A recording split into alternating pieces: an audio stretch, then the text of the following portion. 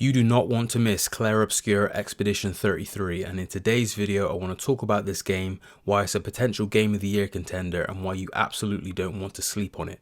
Hi, I'm Terrelle, welcome to the Escapism channel. Hit the like button and subscribe so you don't miss any future gaming videos on this channel. Let's get into it. Now, Clair Obscur Expedition 33 is a brand new video game that came out this past week. It's the first game from a brand new studio called Sandfall Interactive. This studio is comprised of just 30 developers. Some of them are quite experienced, with the CEO having worked with Ubisoft previously on games like Ghost Recon Breakpoint. This is their first game. It's a turn-based RPG inspired by the JRPGs of a bygone era from like the PS1 generation and onwards, old school Final Fantasy games, Legend of Dragoon, games such as that. Now, the reason why you don't want to miss out on this game is very simple. It's excellent.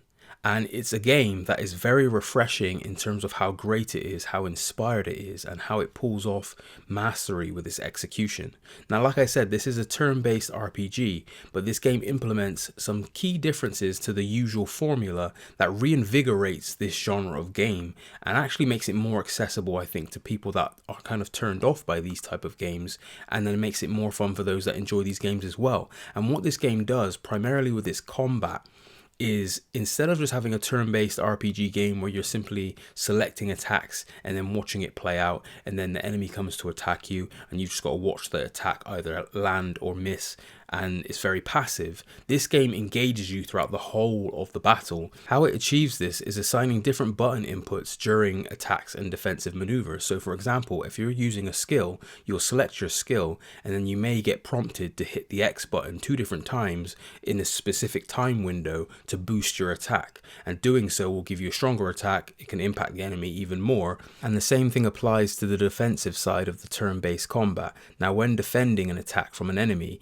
you can either choose to dodge or parry that attack. You dodge the attacks by pressing circle, you parry by pressing R1. Now, the dodges have a wider window of time to execute than the parries do. They have a much shorter window in which you have to respond, but if you nail the timing down, you can parry the attacks and do a powerful counter, which will obviously deplete the enemy's health and give you an upper hand in a defensive situation. This aspect of the gameplay makes Clair Obscur Expedition 33 feel extremely refreshing and engaging as a turn-based combat game. This makes every enemy encounter feel dynamic and exciting, and there's even more depth beyond that with the skill boosts that you can equip called Pictos and Luminous. I won't go into detail with those in today's video because I do intend to do a full extensive review of Clair Obscur Expedition 33 when I finish the game, but as of right now, today, I want to give my first impressions, so I won't go into too much detail with it. But with this great combat system, it's really engaging because every character in the game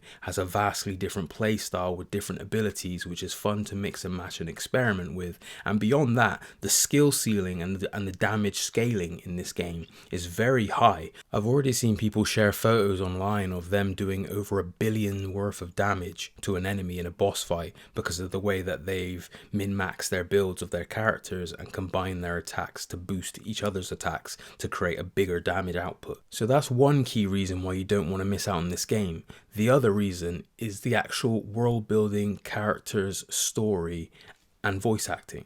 I think this game from the very beginning draws you into this world with intrigue. The characters are immediately likable. I think the voice acting performances are very strong. They feel very real. The game is grounded in emotion. It's grounded in sadness. It's grounded in guilt. Very powerful themes, but it doesn't feel too preachy with it. It actually feels quite naturalistic in terms of how the game executes on these themes. And just the narrative setup of the game is immediately intriguing. This game is set in a world where every year an entity called the Paintress will showcase a number in the sky, and whatever that number is, every single person in this world of the game will die if they are of that age.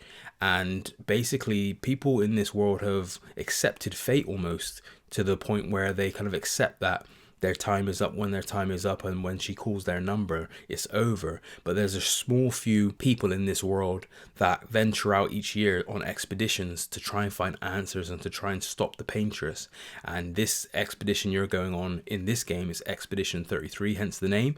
And your quest is to try and get to the bottom of this and find out what is really going on and how to stop it. And it's a really intriguing narrative hook, and the opening hour of this game is actually quite emotional in terms of how it delivers the story. It is quite poignant, and I have to say, I mean, it's been a long time since, and I think even in the history of video games, you can't think of too many video games that pack an emotional punch early on. The Last of Us is one that springs to mind, but there aren't too many that are able to do that. It's a very hard thing to do at the very start of a game, to draw the audience in, the gamers into the characters and make them feel that emotion so early, but this game achieves it, and I think this sets the game up to be an adventure that you want to embark on by the time you finish the prologue of this game. The other thing that stands out in this game a lot that I really admire is the soundtrack, which is incredible. I've already been listening to some of it on Spotify. There's so many songs in this soundtrack. I think the full soundtrack is over 8 hours long, and each location in the game has like different music to accompany it, and even different battle music, and it's all different variations of music, but all great and very memorable themes within them.